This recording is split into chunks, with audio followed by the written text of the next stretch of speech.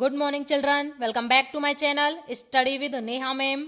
आज हम पढ़ने वाले हैं संस्कृत क्लास 9th की ये बुक है। इसका चैप्टर नंबर 11 है पर्यावरणम। आज हम इसके क्वेश्चन आंसर पढ़ेंगे बहुत ही सरल, बहुत ही आसान तरीके से। आपको एक बार में ही बहुत ही अच्छे से समझ आ जाएंगे। क्वेश्चन आंसरों को शुरू करने से पहले उम्मीद करती हूँ आपने इस चैप्टर का हिंदी अनुवाद अच्छे से किया होगा। यदि आप चैप्टर का हिंदी अनुवाद अच्छे से कर लेते हो तो आपको क्वेश्चन आंसर बहुत ही सरलता से याद हो जाते हैं। अब हम इसके क्वेश्चन नंबर 1 को शुरू करते हैं। एक पदेन उत्तरम लिखत। हमको एक शब्द में उत्तर देना है। मानवः कुत्र सुरक्षितः तिष्ठति। मानव कहाँ सुरक्षित होता है? पर्यावरण कुक्षौ। पर्यावरण की कोख में। सुरक्षितम पर्यावरणम कुत्र उपलभ्यते स्म। सुरक्षित पर्यावरण कहाँ उपलब्ध होता था? बने, वन में। आर्षवचनम किम अस्ति। ऋषि मुनियों के वचन क्या हैं? धर्मो रक्षति रक्षितः। हमारे द्वारा रक्षा किया हुआ धर्म ही हमारी रक्षा करता है। पर्यावरण अपि कस्य अंगम इति ऋषय प्रतिपादितवन्तः। पर्यावरण भी किसका अंग है? यह ऋषि मुनियों ने प्रतिपादित किया है। धर्मस्य यानी कि पर्यावरण की रक्षा करना भी धर्म का ही एक अंग है। लोक रक्षा कया संभवती। लोक रक्षा यानी कि संसार की रक्षा किस से संभव है? प्रकृति रक्षया। प्रकृति की रक्षा से। अजात शिशु कुत्र सुरक्षितः तिष्ठति। अजात शिशु अजन्मा बच्चा कहाँ सुरक्षित होता है? मातृ गर्भई। माता के गर्भ में। प्रकृति ही केशाम संरक्षणाय यतते। प्रकृति किन की सुरक्षा के लिए, रक्षा के लिए यतते प्रयत्न करती है? समेशाम प्राणिनाम। सभी प्राणियों की रक्षा के लिए। Question number 2। अधोलिखितानां प्रश्नानां उत्तराणि संस्कृत भाषाया लिखत। हमको इन प्रश्नों के उत्तर संस्कृत भाषा में और पूर्ण वाक्य में देने हैं। क्वेश्चन नंबर के। प्रकृति प्रमुख तत्वानि कानि सन्ति। प्रकृति के प्रमुख तत्व कौन कौन से हैं? पृथ्वी जलम तेजः वायुः आकाशः च प्रकृति प्रमुख तत्वानि सन्ति।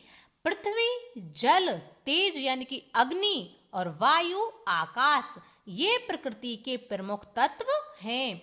स्वार्थ अंधः मानवः किम करोति। स्वार्थ में अंधा मानव क्या करता है? स्वार्थ अंधः मानवः पर्यावरणम नाशयति। स्वार्थ में अंधा मानव पर्यावरण का नाश करता है, यानी कि स्वार्थ में अंधा होकर के मानव पर्यावरण को नष्ट करता है।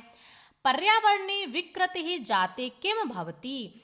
पर्यावरण के प्रदूषित होने पर क्या होता है?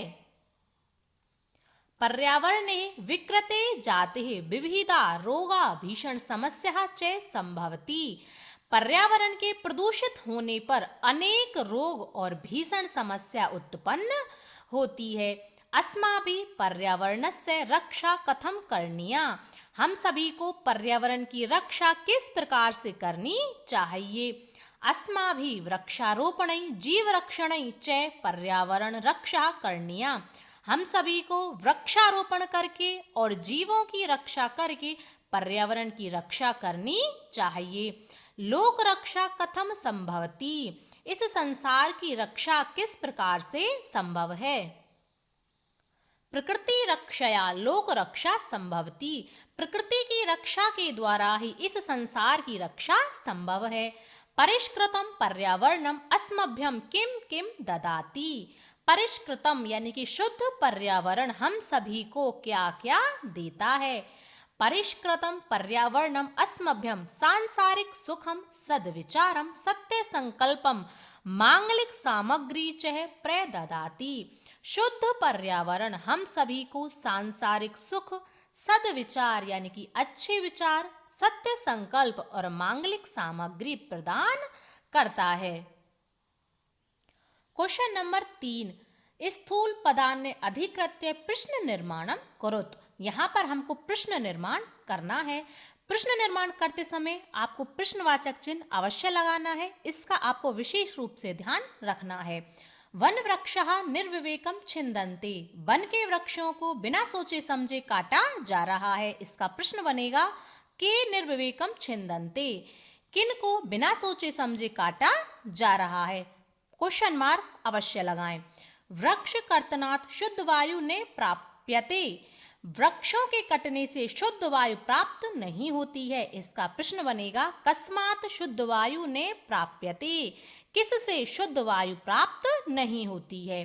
प्रकृति जीवन सुखम प्रददाति, प्रकृति जीवन सुख प्रदान करती है।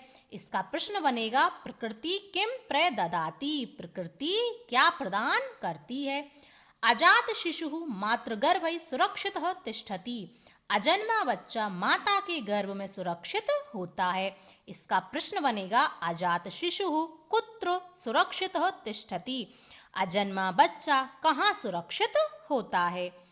पर्यावरण रक्षणम धर्मस्य अंगम इति, पर्यावरण की रक्षा करना सुरक्षा करना धर्म का ही एक अंग है। इसका प्रश्न बनेगा पर्यावरण रक्षणम कस्य अंगम अस्ति, पर्यावरण की रक्षा करना किसका अंग है। प्रश्नवाचक चिन्ह अवश्य लगाएं। अब क्वेश्चन नंबर 4, उदाहरणम अनुसृत्य पद रचना कुरुत। यथा जैसे जले चरन्ति इति, जो जीव जल में विचरण करते हैं उनको कहते हैं जलचराः। स्थले चरन्ति इति, जो जीव स्थल पर विचरण करते हैं उनको कहते हैं स्थलचराः। निशायाम चरन्ति इति, जो जीव रात्रि में विचरण करते हैं उनको कहते हैं निशाचरः। व्योमनिः चरन्ति इति, जो जीव आकाश में विचरण करते हैं उनको कहते हैं व्योमचराः अथवा नभचराः।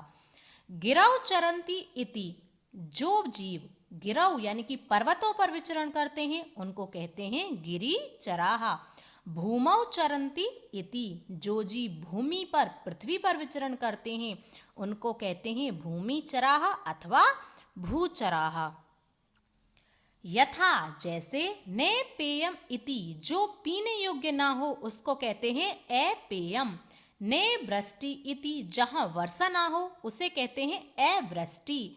ने सुखम इति, जहाँ सुख ना हो असुखम उसको कहते हैं असुखम। ने भावः इति, जो भावना हो जिसमें भावना हो उसको कहते हैं अभावः। ने पूर्णः इति, जो पूर्ण ना हो उसको कहते हैं अपूर्णः। क्वेश्चन नंबर 5, उदाहरणम अनुसृत्य पद निर्माणम कुरुत। उदाहरण के अनुसार हमको पद के निर्माण करने हैं। जैसे वि उपसर्ग क्री धातु इक तिन प्रत्यय, शब्द बना विकृति ही। प्र उपसर्ग गम धातु इक तिन प्रत्यय, प्रगति ही। दृश धातु इक तिन प्रत्यय दृष्टि, गम धातु इक तिन प्रत्यय गति ही। मन धातु इक तिन प्रत्यय मति ही। शम धातु इक तिन प्रत्यय शांति ही। भी धातु इक तिन प्रत्यय भीति। जन धातु इक तिन प्रत्यय जाति ही। भज धातु इक तिन प्रत्यय भक्ति। नी धातु इक तिन प्रत्यय नीति। Question number 6, निर्देशा अनुसारम परिवर्त्य। यहाँ पर हमको निर्देश के अनुसार वचन परिवर्तन करने हैं। यथा जैसे स्वार्थ अंधो मानव अध्य पर्यावरणम नाशयति, यह वाक्य एक वचन में है और हमको इसका बहुवचन बनाना है। यानी कि स्वार्थ में अंधा मानव पर्यावरण का नाश करता है, इसका बहुवचन बनेगा स्वार्थ अंधः मानवः अद्य पर्यावरणम नाशयन्ति, यानी कि स्वार्थ में अंधे मानव आज पर्यावरण का नाश कर रहे हैं। संतप्तस्य मानवस्य मंगलम कुतः, संतप्तस्य यानी कि पीड़ित मानव का मंगल कहाँ, हमको इसका बहुवचन बनाना है। संतप्तानां मानवानां मंगलम कुतः, यानी कि पीड़ित मानवों का मंगल कहाँ। मानवाः पर्यावरण कुक्षौ सुरक्षितः भवन्ति, मानव पर्यावरण की कोख में सुरक्षित होते हैं, ये बहुवचन है और हमको इसका एक वचन बनाना है। मानवः पर्यावरण कुक्षौ सुरक्षितः भवति, मानव पर्यावरण की कोख में सुरक्षित होता है। वन वृक्षः निर्विवेकम छिद्यते। वन के वृक्षों को बिना सोचे समझे काटा जा रहा है। यह बहुवचन में है और हमको इसका एक वचन बनाना है। वन वृक्षः निर्विवेकम छिद्यते यानी कि वन के वृक्ष को बिना सोचे समझे काटा जा रहा है। गिरि निर्झराः निर्मलम जलम प्रयक्षन्ति। पर्वत और झरने स्वच्छ जल प्रदान करते हैं। ये बहुवचन में है और हमको इसका द्विवचन बनाना है। गिरि निर्झरौ निर्मलम जलम प्रयक्षतः यानी कि पर्वत और झरने स्वच्छ जल प्रदान करते हैं। सरितः निर्मलम जलम प्रयक्षति। नदी स्वच्छ जल प्रदान करती है। यह एक वचन में है और हमको बहुवचन बनाना है। सरितः निर्मलम जलम प्रयक्षन्ति। नदियां स्वच्छ जल प्रदान करती हैं। पर्यावरण रक्षणाय भवन्तः किम करिष्यन्ति इति विषये पंचवाक्यानि लिखत। यानी कि पर्यावरण की रक्षा के लिए, सुरक्षा के लिए आप क्या करोगे, इसके लिए आपको 5 वाक्य यहाँ पर लिखने हैं। अहम विषाक्तम अवकरम नदीषु ने पातिष्यामि। अहम यानी कि मैं विषैले कचरे को नदी में नहीं डालूंगा। अहम वृक्षाणां कर्तनं न करिष्यामि। मैं वृक्षों की कटाई नहीं करूंगा। अहम प्लास्टिक निर्मित वस्तूनां प्रयोग न करिष्यामि। मैं प्लास्टिक से निर्मित वस्तुओं का प्रयोग नहीं करूंगा। अहम अवकर कंडोले एव अवकरम पातिष्यामि। मैं कचरा पात्र में ही अवकर कंडोले कचरा पात्र में ही कचरे को डालूंगा। अहम वृक्षारोपणम करिष्यामि। मैं वृक्षारोपण करूंगा। अहम आवागमनार्थम द्विचक्रिकायाः प्रयोगम करिष्यामि। मैं आने जाने के लिए साइकिल का प्रयोग करूंगा।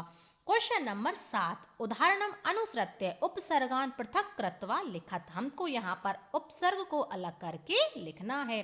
संरक्षणाय इसमें उपसर्ग है सम। प्रभवति इसमें उपसर्ग है प्र। यदि आपको उपसर्ग नहीं आते हैं तो मैंने उपसर्ग की वीडियो बना करके चैनल पर डाली हुई है। बहुत ही सरल तरीके से उपसर्ग पढ़ाए हुए हैं, आप चैनल पर जा करके देख सकते हैं। उपलभ्यते इसमें उपसर्ग है उप। निवसन्ति इसमें उपसर्ग है नी। समुपहरन्ति इसमें 2 उपसर्ग हैं सम प्लस उप। वितरन्ति इसमें उपसर्ग है वि। प्रयक्षन्ति उपसर्ग प्र। उपगताः इसमें उपसर्ग उप। प्रतिभाति इसमें उपसर्ग है प्रति। उदाहरणम अनुसृत्य अधोलिखितानां समस्त पदानां विग्रहं लिखत। हमको यहाँ पर समस्त पद दिए गए हैं, हमको इनका विग्रह करके लिखना है। जैसे तेजो वायु, तेज वायु चह। तेज यानी कि अग्नि, वायु। गिरि निर्झराः, गिरिये निर्झराः च यानी कि पर्वत और झरने। पत्र पुष्पै, पत्रम पुष्पम च यानी कि पत्ते और फूल। लता वृक्षौ यानी कि लता और वृक्ष। पशु पक्षी, पशु पक्षी च पशु और पक्षी। कीट पतंगौ, कीट और पतंग यानी कि कीट यानी कि कीड़े, पतंग यानी कि आकाश में उड़ने वाले कीड़े। यह थे आपके चैप्टर नंबर 11 के क्वेश्चन आंसर। मैंने बहुत ही सरल तरीके से आपको करा दिए हैं। उम्मीद करती हूँ बहुत ही अच्छे से आपको समझ आए होंगे।